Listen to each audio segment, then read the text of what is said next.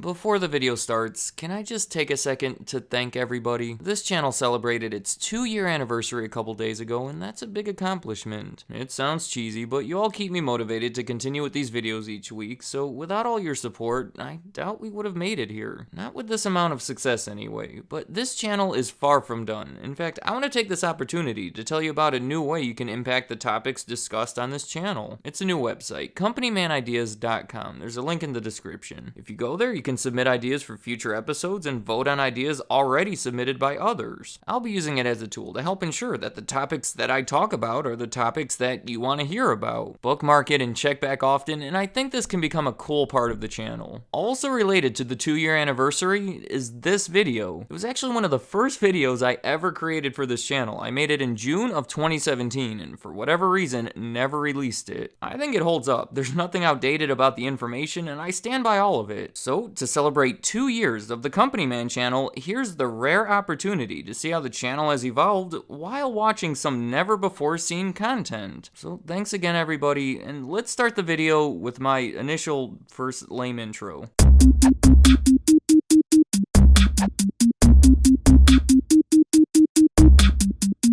Today, we have 2 forms of physical media. They're DVDs and Blu-rays. When you check out at the red box, you'll have the option of renting the DVD or the Blu-ray version of your movie. And if you want to purchase a new release, you'll buy the DVD, or if you're really into the movie, you'll buy the Blu-ray. But what you'll never see is the HD DVD. Every so often, there's a war between 2 formats. The most notable of these was around 40 years ago, between Betamax and VHS. 2 separate means of playing a video battling against each other. And it was the VHS that came out on top. Then, we all transitioned to DVDs. But when the time came to advance to the next format, again, we had 2 that wanted to be the standard, Blu-ray and HD DVD. The company behind Blu-ray is Sony, and the one behind HD DVD was Toshiba. First, let's look at why the world needed either one of these. Video quality had gotten much better, and higher quality takes up more memory. A DVD can hold about 4.7 gigabytes, whereas an HD DVD could hold 15, and the Blu-ray can hold 25. So the idea is that they can support more memory, and therefore provide people with higher quality videos. The new formats were basically like a DVD, but in HD. That's obviously where the name HD DVD comes from. It's a high-definition digital video disc. It's a lot to say, but makes perfect sense. The name Blu-ray comes from the fact that the laser used to read the disc has a wavelength of 405 nanometers, which is a blue light. The standard DVD had a wavelength of 650 nanometers, which was red. And according to the Sony website, a blue laser allows for much higher density and hence larger storage capacity. It's all a little confusing, and that's why I think the HD DVD had a better name. The user realizes that it's an upgrade from the DVD just by hearing the name, and they don't have to be a scientist to fully understand it. Technically, the 2 formats were very similar. They both used that fancy blue laser and held a high capacity. The Blu-ray held a little more, but that came at a slightly higher price to produce it. There were other technical differences, but as far as the average consumer was concerned, they were practically the same. So you might think that they could both exist alongside each other and the customer could choose which one they want. Here's why that's not practical. It's the movie studios that release the movies. Sony and Toshiba provide the means for getting it to the customer, but it's these studios that own the actual rights to the movie. Some studios supported the Blu-ray and others supported the HD DVD. In order for both formats to coexist, every studio would have to support both formats, which isn't a practical idea. They would have to estimate with each release how many potential buyers own Blu-ray players and how many own HD DVD players. If they released the formats equally, they would have too many of one format and not enough of the other. And if the studios remain loyal to a certain format, the user would have to purchase a player for both formats in order to have the potential to play a movie in HD. For example, Universal Studios used to release all their movies only on HD DVD. So if you had a Blu-ray player, you'd never get to see Meet the Parents in HD. And can you really call that living if you haven't seen Meet the Parents in HD? The ideal system only allows for one format, and the Blu-ray emerged as that format. Let's look at how they did it. As I said before, Blu-ray is associated with Sony, and Sony had two assets that gave them a distinct advantage. Remember a second ago when I was talking about the movie studios? It's the movie studios that release the movies. Sony and Toshiba provide the means for getting it to the customer, but it's these studios that own the actual rights to the movie.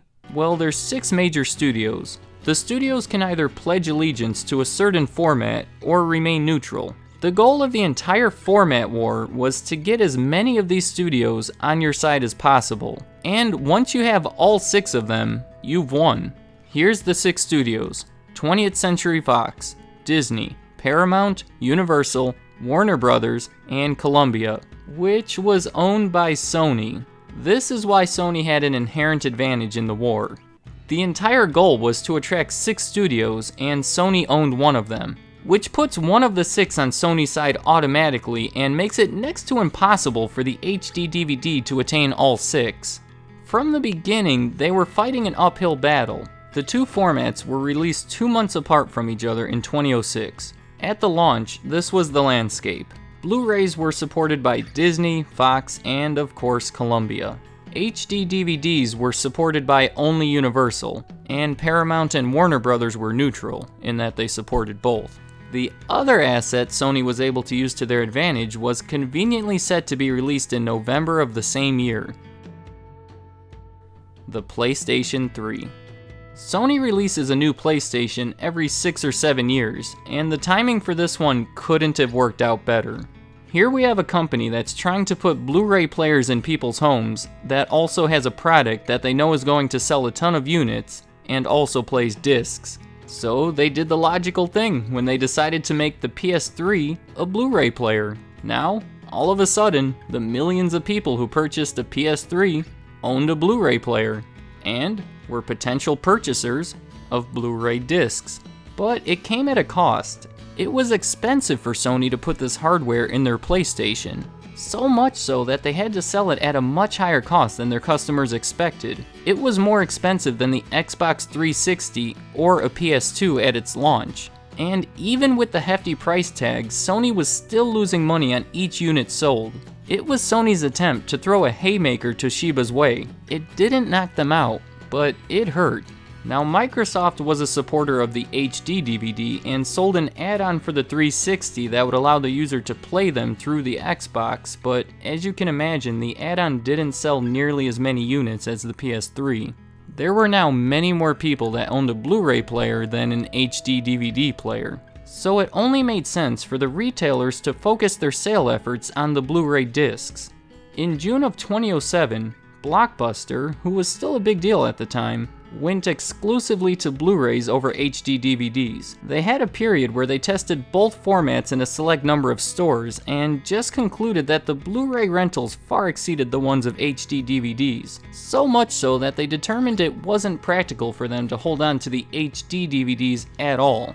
The next month, Target said they would focus on Blu-ray players and discs. It seemed like the HD DVD was going to be a thing of the past, but in August of that year, Paramount, who had been neutral, decided to join HD DVD and make that their exclusive format. But when 2008 came around, things went bad very fast. On January 4th, Warner Brothers announced that they would only be releasing Blu-rays. Of the 6 major studios, this one was probably the most important because it had the biggest presence in the DVD world. This is what many people viewed as the point of no return, and it's hard to argue. Soon after, everything just seemed to unravel. Netflix, who had provided both up until this point, announced the switch to exclusively to Blu-ray, and Walmart did the same thing. Toshiba knew it was over. On February 19th, they announced they would stop making HD DVD players. And on that same day, Universal, who had been the only company to offer exclusively HD DVDs, announced they were moving to the side of the Blu-rays. This left them with only Paramount on their side, who switched over the next day. The HD DVD made a great effort, and at times it looked like they might make it, but Sony had Columbia and the PS3 on their side, and used them perfectly.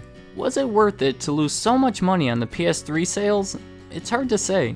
They not only lost money on the sales, they lost some customers along the way. Some people who were loyal to PlayStation moved over to Xbox just based on the lower price. And that fact would potentially have an impact on the PS4 sales. You would have to compare the revenue earned from the Blu-ray licenses to the money lost from the PS3 units and the loss of projected sales. I'm not sure if it was worth it or not. Some support for it being not worth it is the fact that Blu-rays haven't taken off like Sony had hoped. Many thought by now they would have completely replaced the DVDs in the way that DVDs completely replaced the VHS. That transition only took a few years, and here we are 10 years later and DVDs are still the more popular medium. And I don't even want to mention how the streaming industry has impacted the sales of all physical media. I suppose I did just mention it, didn't I?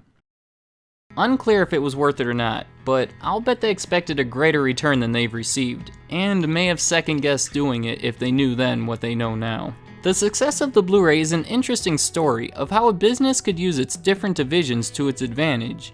If Sony hadn't been in the film studio, DVD, and video game business, we all may be watching HD DVDs right now.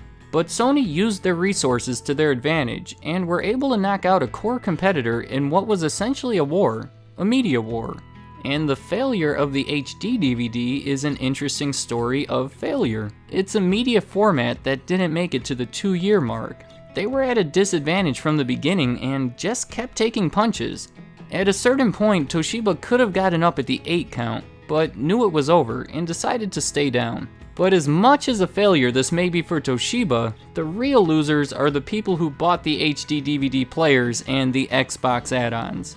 Because they bought something that became completely useless, probably within the year. Usually the customers tend to benefit from competition, but for something like this, it just wasn't the case. The whole thing was sort of a disaster. The customer didn't benefit, Toshiba didn't benefit, and even the benefit for Sony was questionable. It shows how intense competition like this could actually be harmful. I never bought an HD DVD or anything that plays them, but let me know in the comments if you did. And on the other end, let me know if you've never even heard of an HD DVD before this. I'm curious as to how popular the format actually was. And as always, let me know any other thoughts you have on anything discussed. I'd like to hear what you have to say. Thank you for watching.